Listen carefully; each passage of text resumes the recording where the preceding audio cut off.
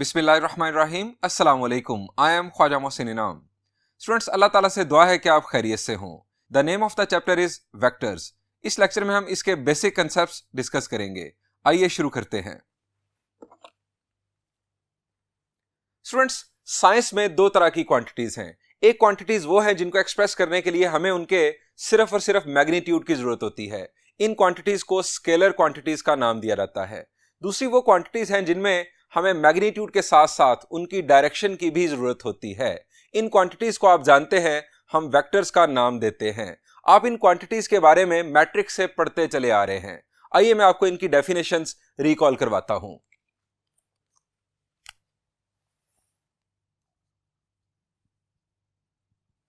Scalar,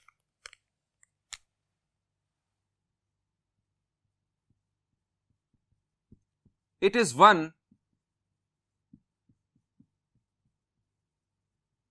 that possesses only magnitude.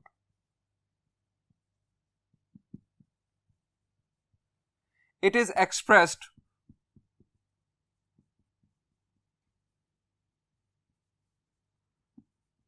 by a number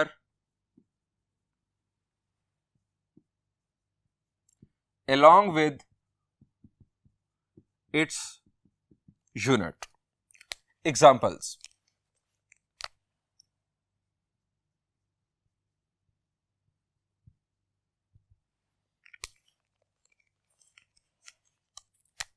time. आप जानते हैं कि जब हम टाइम की बात करते हैं तो हम कहते हैं 5 seconds, 10 seconds, 2 hours, 50 minutes. Number के साथ हमने यूनिट अटैच किया, एक्सप्रेशन मुकम्मल हो गया। Temperature,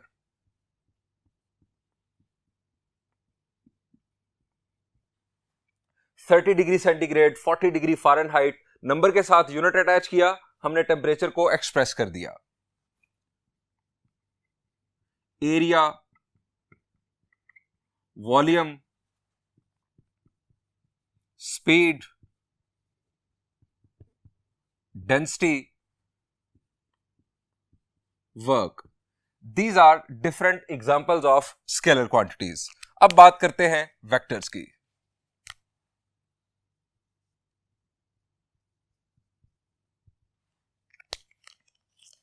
It is one that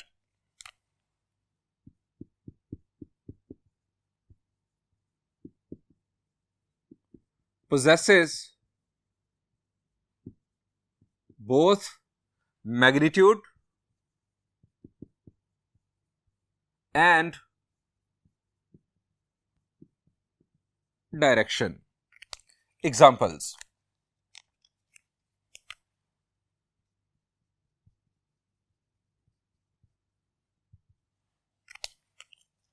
force,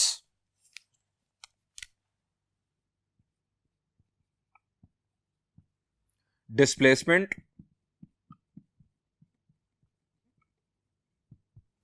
velocity, acceleration,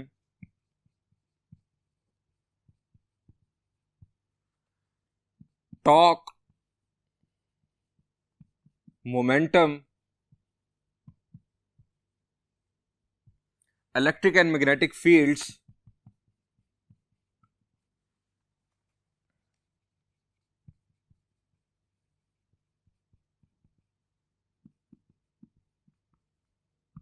these are different examples of vector quantities.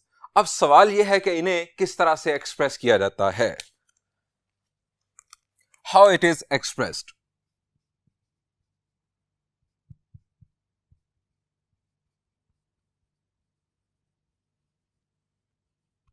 Students, first method है बाय मैग्नीट्यूड एंड डायरेक्शन। आपको एग्जांपल के जरिए एक्सप्लेन करता हूं।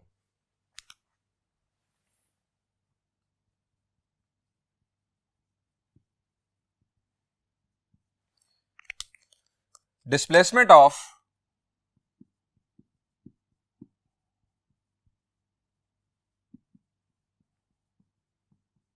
50 किलोमीटर्स, ये डिस्प्लेसमेंट का आ गया magnitude. Displacement of 50 kilometre towards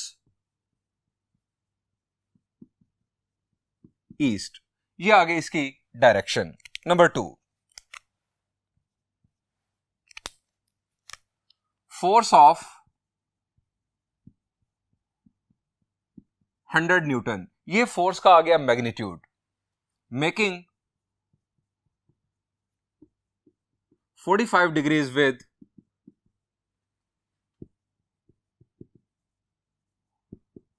horizontal, ये आ गई फोर्स की डायरेक्शन। स्टूडेंट्स, दूसरा तरीकेकार वेक्टर क्वांटिटीज को एक्सप्रेस करने का है ज्योमेट्रिकल रिप्रेजेंटेशन।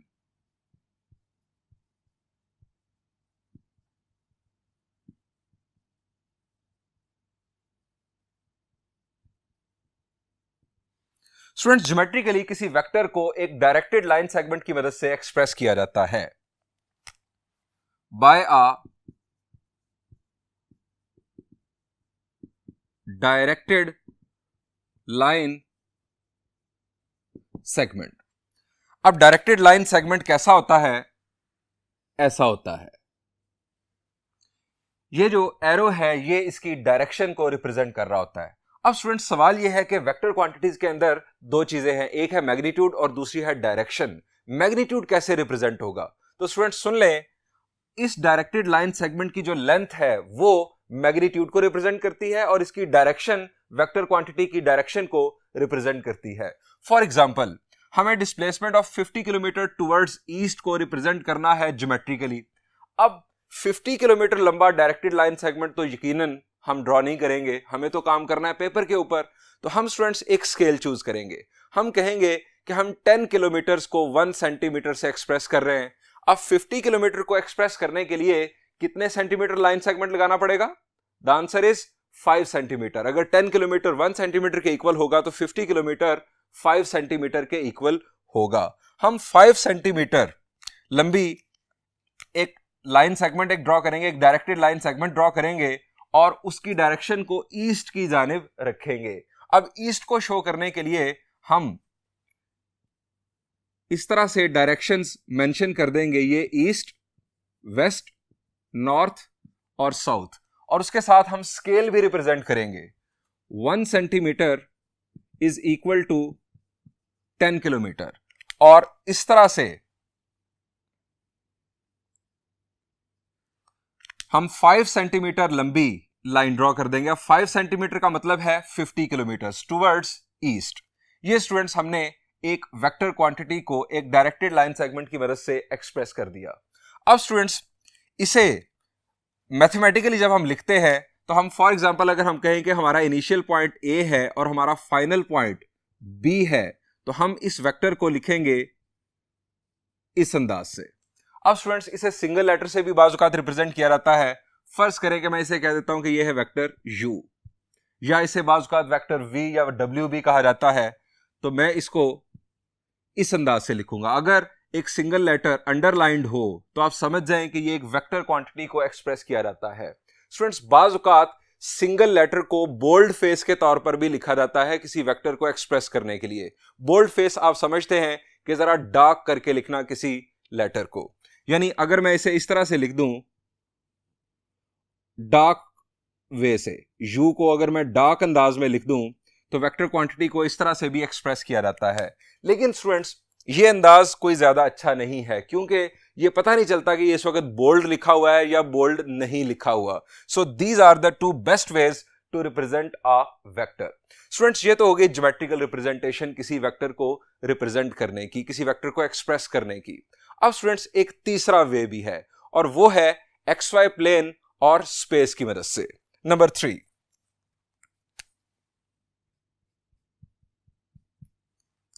हम इसे कहते हैं कंपोनेंट फॉर्म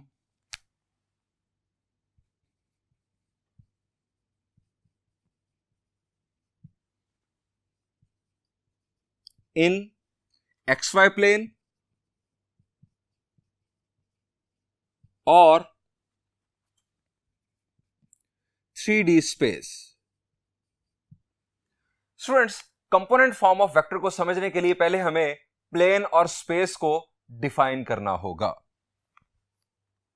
स्टूडेंट्स, फर्ज करें कि अगर कुछ बॉल इस तरह से पड़े हों और आपको कहा जाए कि इनको मैथमेटिकल एड्रेस असाइन करें, तो हमें क्या करना होगा? हमें देखना होगा कि ये बॉल किस फॉर्मेशन में है। यहां पर जो बॉल हैं ये एक स्ट्रेट लाइन पर मौजूद हैं। स्टूडेंट्स, इनको मैथमेटिकल एड्रेस असाइन करने के लिए हमें एक रियल लाइन की जरूरत है। रियल लाइन आप जानते हैं कि दरमियान में जीरो, राइट साइड पर पॉजिटिव नंबर्स, लेफ्ट साइड पर नेगेटिव नंबर्स। अगर आप यहां पर एक रियल लाइन ड्रॉ कर दें तो हर बॉल को एक एड्रेस असाइन हो जाएगा।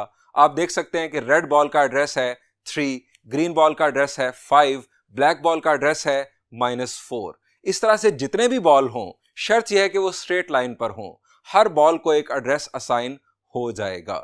लेकिन स्टूडेंट्स, अगर बॉल इस तरह से पड़े हों तो क्या अब आप एक रियल लाइन की मदद से हर बॉल को डिफरेंट एड्रेस असाइन कर सकते हैं, चूंकि हर बॉल डिफरेंट लोकेशन पर पड़ा है। अब जरा देखें कि रेड बॉल भी 3 के सामने है और ग्रीन बॉल भी अब 3 के सामने है। क्या दोनों का एड्रेस 3 है? The answer is no. चूंकि दोनों डिफरेंट लोकेशन पर हैं, सो इनका एड्रेस डिफरेंट होना चाहिए। स्टूडेंट्स, इस मसले का हल एक मैथमेटिशियन ने निकाला। उसका नाम था रेने डेकार्ट। उसी के नाम पर इंट्रोड्यूस हुआ कार्टेशियन प्लेन, जिसे हमने बाद में एक्स वाई प्लेन का नाम दिया। स्टूडेंट्स, एक्स वाई प्लेन बनता है दो रियल लाइंस की मदद से। एक रियल लाइन जो आप पहले से देख रहे हैं, हॉरिजॉन्टल रियल लाइन, इसे नाम दे दिया गया एक्स एक्सिस का, और दूसरी रियल लाइन इसके परपेंडिकुलर ड्रॉ की गई। दोनों का जीरो जो था वो कॉमन कर दिया गया, यानी जीरो दोनों का इकट्ठे हो गया। एक हॉरिजॉन्टल रियल लाइन और दूसरी vertical real line. Horizontal real line को एक्स एक्सिस का नाम दिया गया और वर्टिकल रियल लाइन को वाई एक्सिस का नाम दिया गया।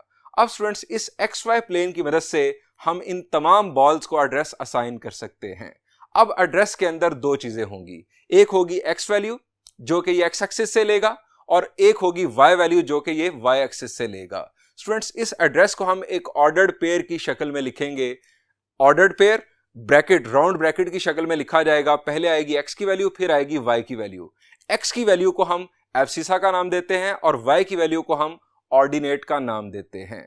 स्टूडेंट्स, अब आप देख सकते हैं कि रेड बॉल का एड्रेस बना 3,4, यानी ये एक्स एक्सिस के सामने 3 पर है और वाई एक्सिस के सामने 4 पर है। और दूसरे बॉल का बन गया एड्रेस कुछ इस तरह से। दोनों का एड्रेस आप देख सकते हैं कि डिफरेंट है। अब स्टूडेंट्स, इस रियल प्लेन में कितने नंबर ऑफ पॉइंट्स हैं? The answer is infinite number of points हैं। इनफाइनाइट नंबर ऑफ एड्रेसेस हमारे पास अवेलेबल हैं। जितने भी ऑब्जेक्ट्स हों, अगर वो प्लेन पर मौजूद होंगे तो हम एक्स वाई प्लेन की मदद से हर ऑब्जेक्ट को एक डिफरेंट एड्रेस असाइन कर सकते हैं।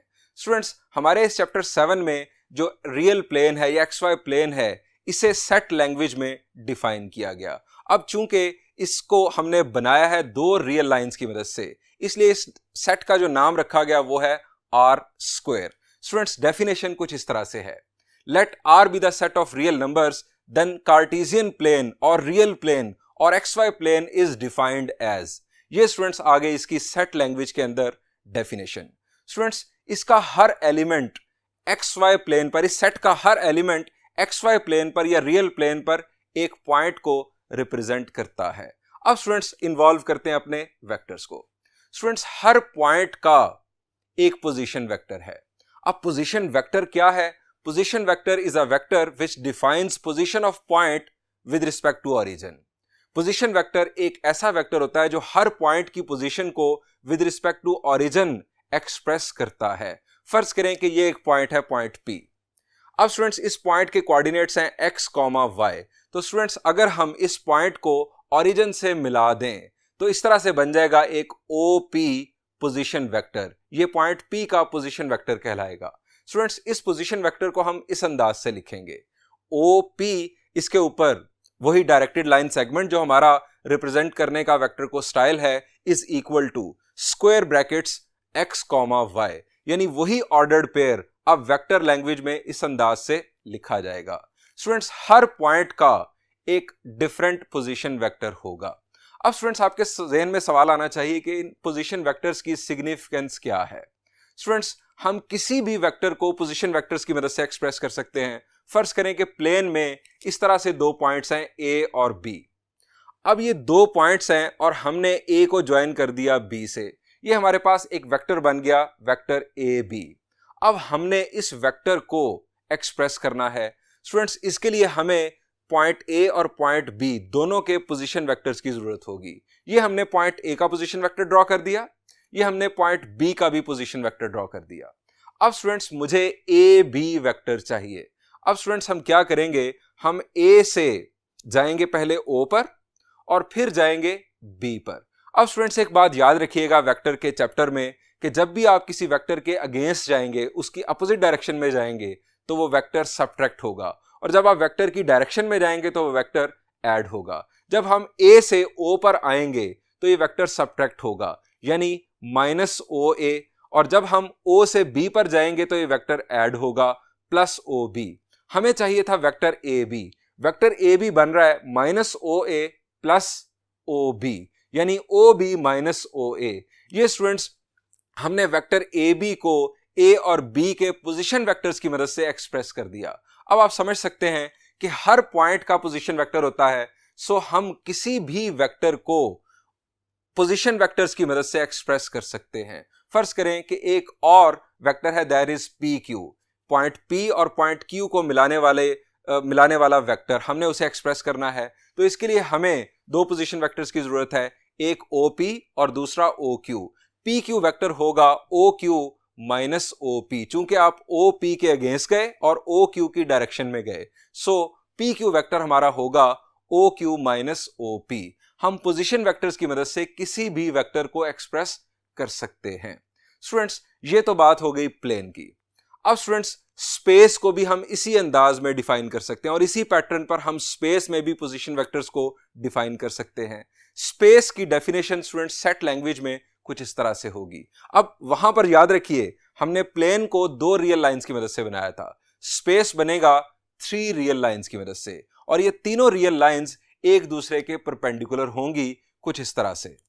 इन तीनों का जीरो कॉमन होगा, जिसे हम ओरिजिन का नाम देंगे। एक एक्सिस उसी तरह से एक्स एक्सिस, दूसरा वाई एक्सिस, और तीसरे एक्सिस को हम इस दफा जी एक्सिस का नाम देंगे। स्टूडेंट्स, अब हर पॉइंट के एड्रेस में 3 चीजें आ जाएंगी। एक एक्स कोऑर्डिनेट जिसको हम एब्सिसा का नाम देंगे, दूसरा वाई कोऑर्डिनेट जिसे हम ऑर्डिनेट का नाम देंगे, और तीसरा जी कोऑर्डिनेट जिसे हम एप्लीकेट का नाम देते हैं। स्टूडेंट्स, स्पेस में भी इनफाइनाइट पॉइंट हैं, हर पॉइंट का अपना पोजीशन वेक्टर होगा।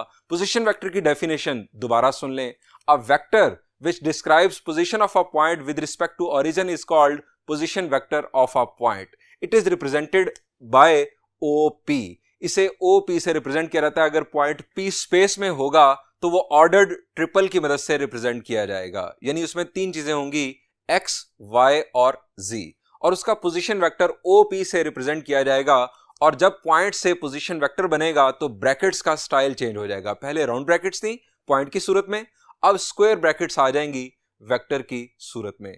बिल्कुल वही सीन कि आप किसी भी वेक्टर को पोजीशन वेक्टर्स की मदद से एक्सप्रेस कर सकते हैं स्पेस में भी। फर्ज करें कि आपके 2 पॉइंट्स हैं P और Q स्पेस के अंदर, तो आपको PQ वेक्टर लिखने के लिए दोनों पॉइंट्स के पोजीशन वेक्टर्स चाहिए, OP और OQ। Again PQ vector will be equal to OQ minus OP।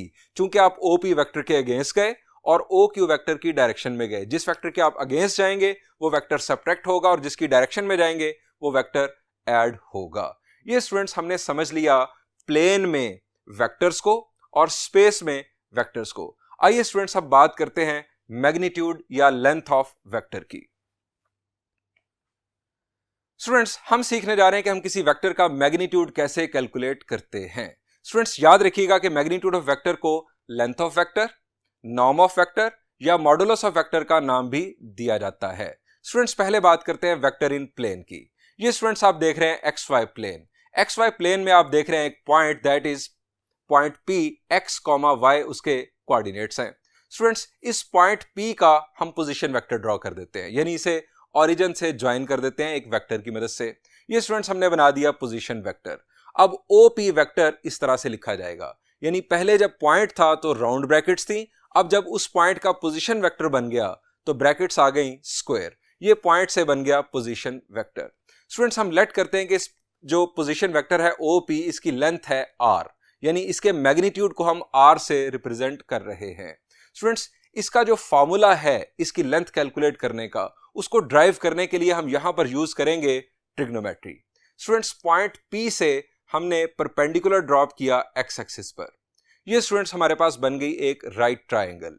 Right angle के अपोजिट साइड हमेशा होती है हाइपोटेन्यूज। अब हाइपोटेन्यूज है यहां पर वेक्टर OP। अब हाइपोटेन्यूज की लेंथ यहां पर है वेक्टर OP का magnitude, that is R। Students, हमने इस R की वैल्यू को कैलकुलेट करना है। स्टूडेंट्स, यहां पर है right triangle.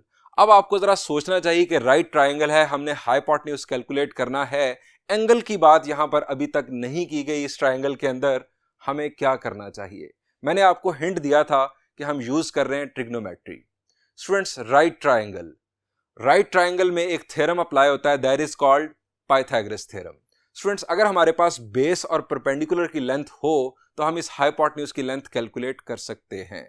Students, Pythagoras theorem ये कहता है कि hypotenuse square is equal to perpendicular square plus base square.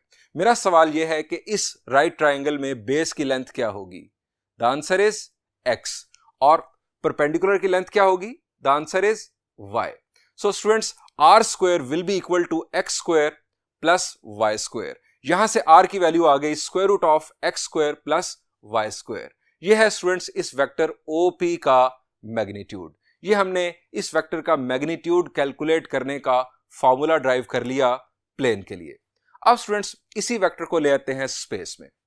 Students, ये हमारे पास पॉइंट आ गया स्पेस में। अब इसके कोऑर्डिनेट्स हैं x, y, z। स्टूडेंट्स, हमने ये इसका बना दिया पोजीशन वेक्टर। OP वेक्टर है इस दफा square bracket x, y, z। Again इस वेक्टर की लेंथ को हम r का नाम दे रहे हैं। अब स्टूडेंट्स, वही काम हम फिर करेंगे, यानी यहां पर भी हम राइट ट्राइंगल बनाएंगे, लेकिन अब राइट ट्राइंगल कुछ इस तरह से बनेगी कि हम पॉइंट P से जो परपेंडिकुलर ड्रॉप करेंगे वो XY प्लेन पर परपेंडिकुलर होगा। ये मैंने परपेंडिकुलर ड्रॉप किया राइट एंगल के opposite side, again vector OP की लेंथ दैट इज R। अब स्टूडेंट्स, ये जो परपेंडिकुलर है इसकी लेंथ क्या होगी? शाबाश, इसकी लेंथ होगी Z। जी, आप जरा गौर कर लें, चूंकि परपेंडिकुलर ड्रॉप हुआ है XY प्लेन पर, XY प्लेन से लेकर पॉइंट P तक ये जो डिस्टेंस है ये है Z। अब स्टूडेंट्स, जिस पॉइंट पर परपेंडिकुलर ड्रॉप हुआ उसको अगर आप नाम दे दें A का, तो आपके पास R स्क्वायर इक्वल होगा Z square plus OA vector magnitude square. यानी OA को मैंने वेक्टर कह दिया, OA मैग्नीट्यूड का square, R square is equal to Z square plus OA vector का मैग्नीट्यूड, उसके ऊपर आ गया स्क्वायर। अब स्टूडेंट्स, हमें OA वेक्टर का मैग्नीट्यूड कैलकुलेट करना है। अब स्टूडेंट्स, आप क्या करें, इस पॉइंट A से आप परपेंडिकुलर ड्रॉप कर दें। जी, अब ये वही मामला आ गया जैसा प्लेन में था। आप पॉइंट A से परपेंडिकुलर ड्रॉप कर दें x एक्सिस पर। ये आपके पास अगेन एक राइट ट्राइंगल बन गई। स्टूडेंट्स, अब इस राइट एंगल के अगेंस्ट, जो राइट एंगल के अपोजिट जो हमारे पास आ रही है साइड हाइपोटेन्यूज, वो है वेक्टर OA का मैग्नीट्यूड।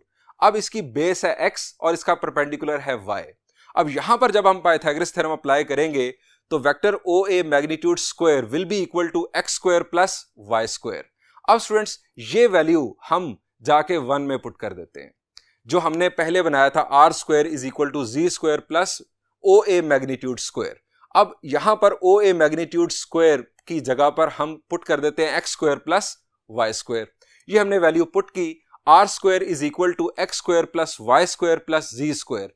अब यहां पर स्क्वायर रूट लेने से हमें फॉर्मूला हासिल हुआ R is equal to square root of x square plus y square plus Z square, और R रिप्रेजेंट कर रहा है वेक्टर OP की लेंथ को।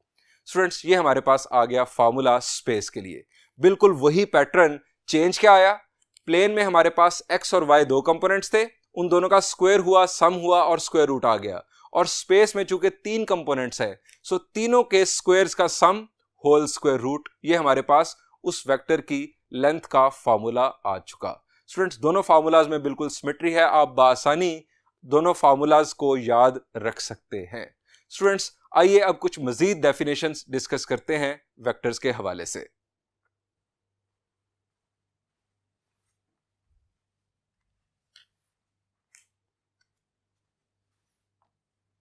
स्टूडेंट्स, फर्स्ट कंसेप्ट है equal vectors. Two vectors are said to be equal to each other if they have same magnitude and same direction. Students अगर vectors in plane की बात की जाए तो उस सूरत में दो वेक्टर्स इक्वल होंगे जब उनके x और y कंपोनेंट्स आपस में इक्वल होंगे, यानी x कंपोनेंट्स आपस में इक्वल होंगे और देन y कंपोनेंट्स आपस में इक्वल होंगे। इसी तरह से स्पेस के लिए भी कंसेप्ट होगा, x कंपोनेंट्स, y कंपोनेंट्स और z कंपोनेंट्स अगर दो वेक्टर्स के सेम होंगे, इक्वल होंगे, तो उस सूरत में वो दो वेक्टर्स इक्वल कंसीडर होंगे। स्टूडेंट्स नेक्स्ट कंसेप्ट है negative vectors. Two vectors are said to be negative to each other if they have same magnitude but opposite in direction। अगर दो वेक्टर्स का मैग्नीट्यूड सेम हो लेकिन डायरेक्शन अपोजिट हो तो वो दो वेक्टर्स एक दूसरे का नेगेटिव वेक्टर कहलाएंगे। स्टूडेंट्स अब हम सीखते हैं कि वेक्टर्स को ऐड या सब्ट्रैक्ट कैसे किया जाता है। स्टूडेंट्स इसके लिए हम दो टेक्निक सीखने जा रहे हैं। फर्स्ट टेक्निक है हेड टू टेल रूल और दूसरी है addition in component form. Students head to tail जैसा कि नाम से जाहिर है, हेड टू टेल, अगर हमें फर्ज करें दो वेक्टर्स को ऐड करना है तो हम क्या करेंगे, हम पहले वेक्टर के हेड के साथ दूसरे वेक्टर की टेल को ज्वाइन कर देंगे। ये हमने पहले वेक्टर के हेड के साथ दूसरे वेक्टर की टेल को ज्वाइन कर दिया। अब फर्स्ट वेक्टर की टेल से लेकर सेकंड वेक्टर के हेड तक जो थर्ड वेक्टर होगा वो इन दो वेक्टर्स का सम कंसीडर होगा। स्टूडेंट्स अगर तीन वेक्टर्स हों तो आप सेम टेक्निक को कंटिन्यू रखेंगे, फर्स्ट वेक्टर के हेड के साथ दूसरे वेक्टर की टेल, दूसरे के हेड के साथ तीसरे की टेल, फिर ये तीनों को ज्वाइन करने के बाद फर्स्ट वेक्टर की टेल से थर्ड वेक्टर के हेड तक जो आप वेक्टर ड्रॉ करेंगे वो इन तीनों वेक्टर्स का सम कंसीडर होगा। यही टेक्निक आप 4, 5 और n वेक्टर्स के लिए कंटिन्यू रख सकते हैं। स्टूडेंट्स अब अगर बात की जाए इसी तरह ज्योमेट्रिकल तरीकेकार से वेक्टर सब्ट्रैक्शन की, तो वेक्टर सब्ट्रैक्शन अगर आपने दो वेक्टर्स को सब्ट्रैक्ट करना है, यानी एक वेक्टर है वेक्टर u और दूसरा वेक्टर है वेक्टर v, आपने u माइनस v करना है, तो स्टूडेंट्स यहां पर आप करेंगे वेक्टर v का पहले नेगेटिव वेक्टर मालूम करेंगे।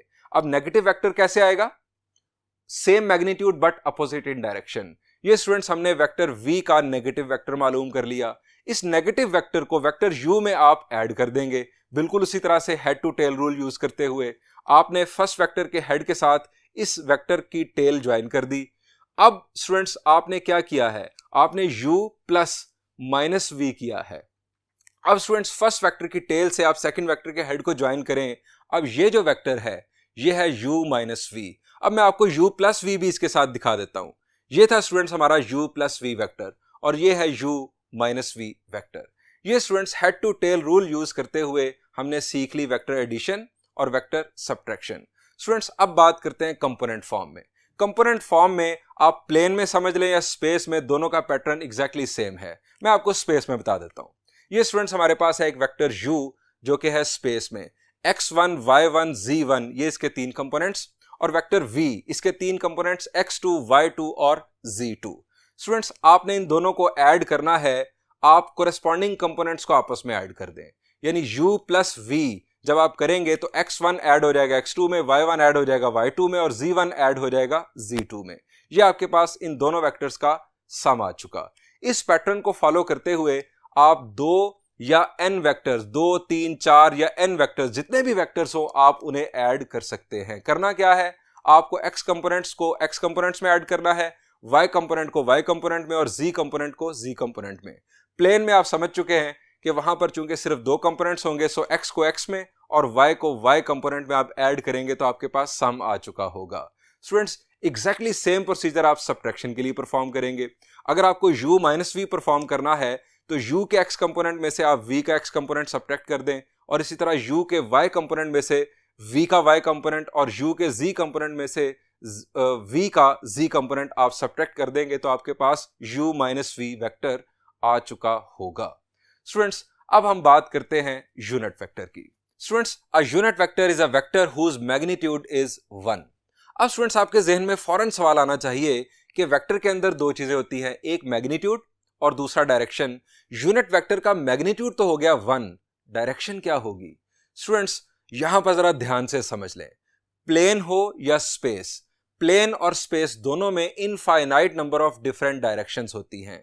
हर डायरेक्शन का अपना यूनिट वेक्टर होता है, यानी प्लेन में भी और स्पेस में भी infinite number of different unit vectors होते हैं।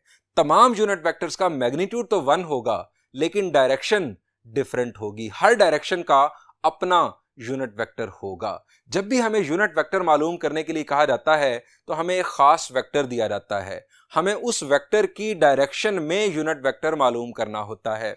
यानी जब आपको यूनिट वेक्टर मालूम करने के लिए कहा जाएगा तो एक खास वेक्टर दिया जाएगा। जैसे ये वेक्टर है u, ये वेक्टर है u x, y, z, यानी ये स्पेस में है वेक्टर। हमें इस वेक्टर का यूनिट वेक्टर मालूम करना है, यानी इसी की डायरेक्शन में एक ऐसा वेक्टर मालूम करना है जिसका मैग्नीट्यूड 1 हो। अब स्टूडेंट्स इसका मेथड बहुत आसान, आप इस वेक्टर को आप डिवाइड कर दें इसी वेक्टर के मैग्नीट्यूड के साथ। स्टूडेंट्स यूनिट वेक्टर को रिप्रेजेंट किया जाता है एक हैट के साथ, यानी जब ये सिंपल वेक्टर होगा तो ये अंडरलाइंड होगा, u अंडरलाइन, तो ये सिंपल वेक्टर है। जब u के ऊपर हमने हैट लगा दिया तो ये उसी वेक्टर का यूनिट वेक्टर है, यानी u hat will be equal to vector u divided by u magnitude. ये इस तरह से कैलकुलेट किया जाएगा। ये हमने वेक्टर u की डायरेक्शन में यूनिट वेक्टर मालूम कर लिया।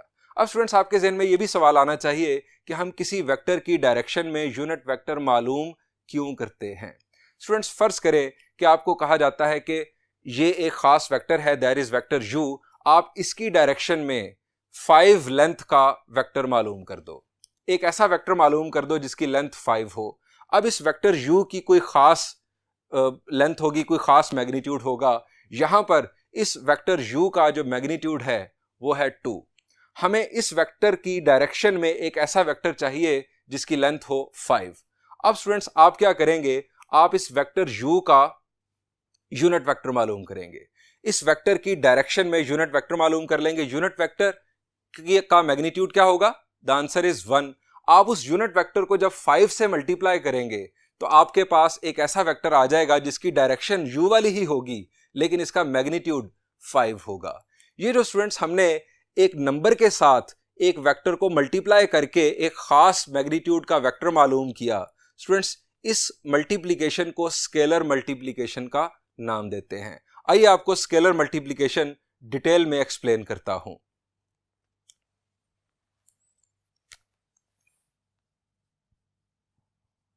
स्केलर मल्टीप्लिकेशन,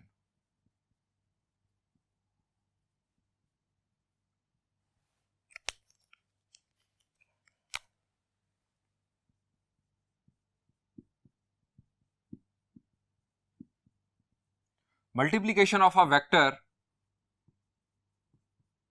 फर्ज करें वो वेक्टर है v, by a scalar. Scalar है कोई भी रियल नंबर, हम फर्ज करते हैं उसका नाम है k। Multiplication of a vector by a scalar k is a vector whose magnitude is k times that of v।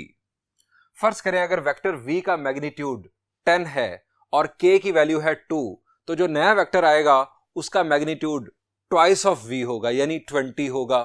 अगर वेक्टर v का मैग्नीट्यूड 6 था और k की वैल्यू है 3, तो 3 6 आर 18, जो हमारे पास नेक्स्ट वेक्टर आएगा उसका मैग्नीट्यूड 18 होगा।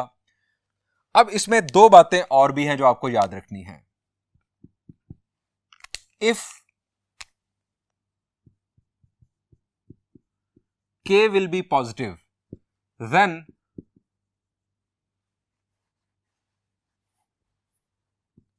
v and kv will have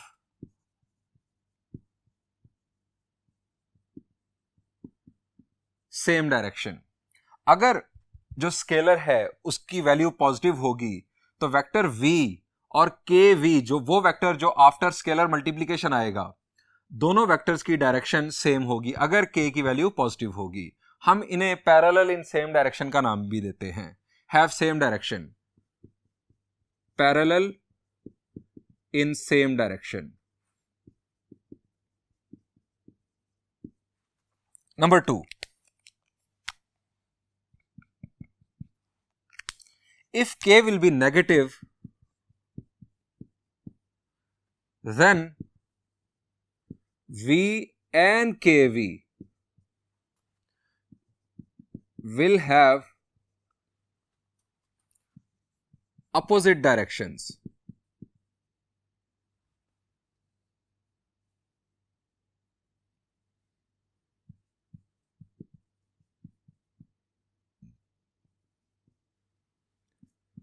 opposite direction जब होंगी तो हम उन्हें कहेंगे पैरेलल इन अपोजिट डायरेक्शन, और फिजिक्स में इन्हें एंटी पैरेलल का नाम भी दिया जाता है।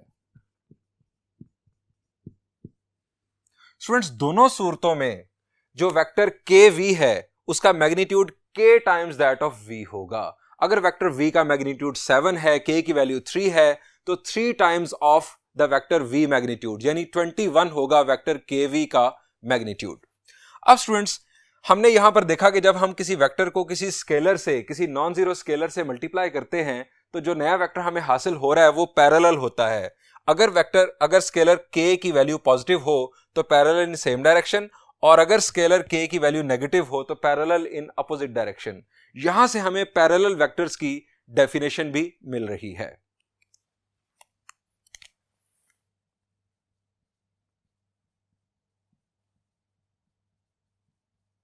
Parallel vectors, two vectors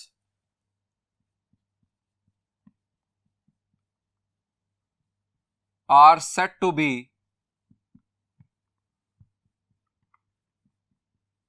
parallel to each other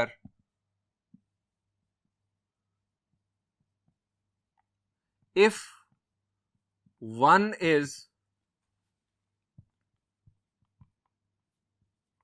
non-zero scalar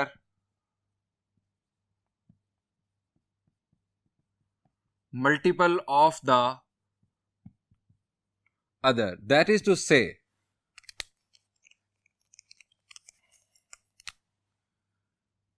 u will be parallel to v if u will be equal to k times that of v, k is non-zero. ये है students condition दो vectors के parallel होने की। एक vector दूसरे vector के उस वक्त पैरेलल होगा जब एक वेक्टर दूसरे का नॉन जीरो स्केलर मल्टीपल होगा। याद रखिएगा, अगर k की वैल्यू, मैं फिर दोबारा बता देता हूं, अगर k की वैल्यू पॉजिटिव होगी तो पैरेलल इन सेम डायरेक्शन, और अगर k की वैल्यू नेगेटिव होगी तो पैरेलल इन अपोजिट डायरेक्शन होंगे वो दोनों वेक्टर्स। अब स्टूडेंट्स, हम कुछ स्पेशल वेक्टर्स की बात करते हैं। उन स्पेशल वेक्टर्स की वजह से जो हमारी कंपोनेंट फॉर्म ऑफ वेक्टर्स है वो रीडिफाइन हो जाएगी। Special vectors,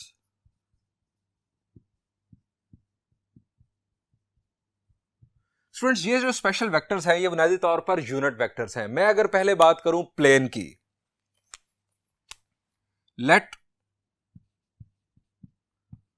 I hat and j hat be two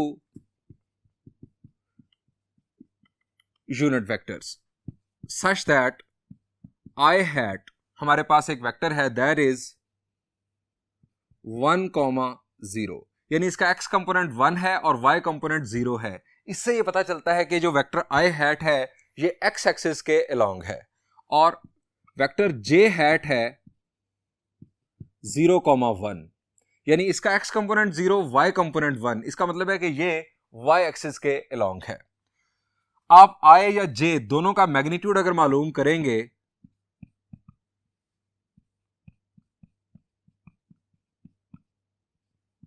तो वो 1 आएगा।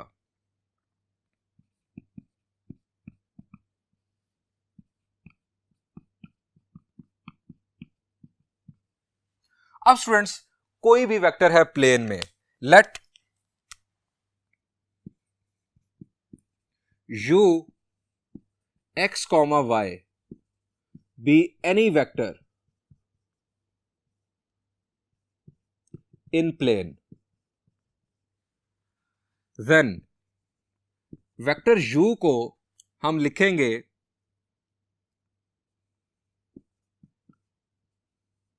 Plus x, 0 plus 0, y। क्या हम इस तरह से लिख सकते हैं? The answer is yes. अगर आप इन दो वेक्टर्स को ऐड करें तो कोरेस्पॉन्डिंग कंपोनेंट्स ऐड होने से आपके पास वही वेक्टर आ जाएगा। अब स्टूडेंट्स स्केलर मल्टीप्लिकेशन की बुनियाद पर मैं यहां पर x और यहां पर y कॉमन ले सकता हूं।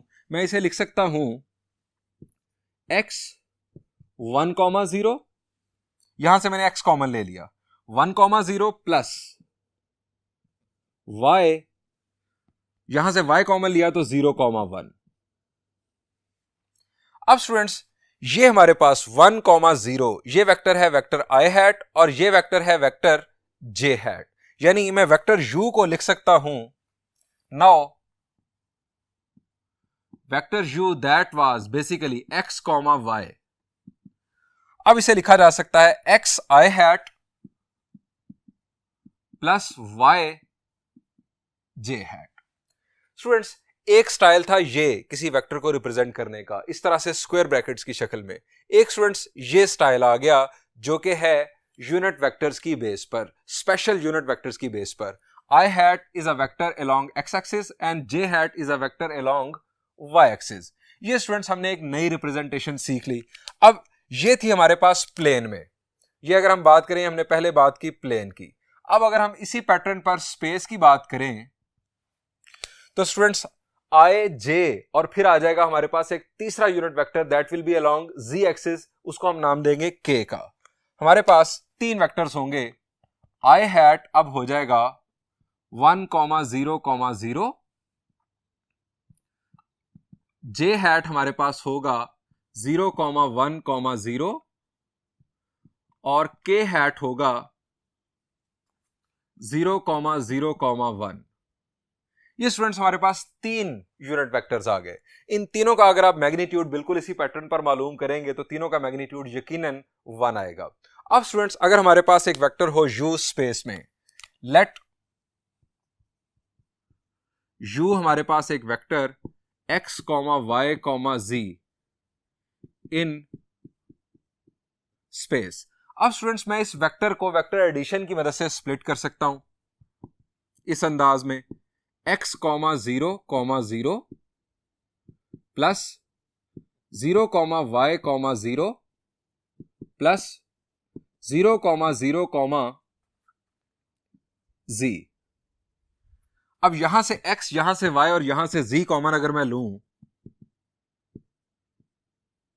1, 0, 0 प्लस y, 0, 1, 0 प्लस z, 0, 0, 1।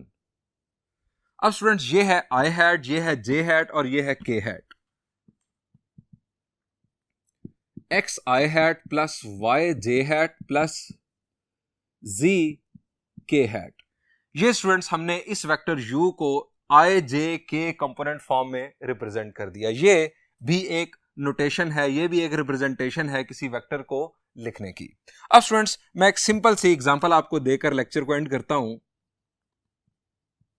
फर्ज करें हमारे पास एक पॉइंट है, पॉइंट P, दैट इज 2, -3, 4। हमें इस पॉइंट P का पोजीशन वेक्टर लिखना है। तो स्टूडेंट्स इसके दो तरीकेकार होंगे। मैं इस पॉइंट P का पोजीशन वेक्टर लिखने जा रहा हूं। Vector OP will be written as, आप राउंड ब्रैकेट की बजाय स्क्वायर ब्रैकेट बना दें, 2, -3, 4। ये था स्टूडेंट्स पॉइंट, ये इसका बन गया position vector.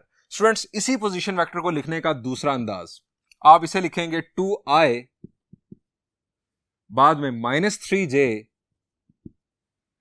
Plus 4k। Students next lecture में हम इंशाल्लाह वेक्टर्स की कुछ प्रॉपर्टीज डिस्कस करेंगे। यहां पर इस लेक्चर को एंड करते हैं। Thank you and Allah Hafiz.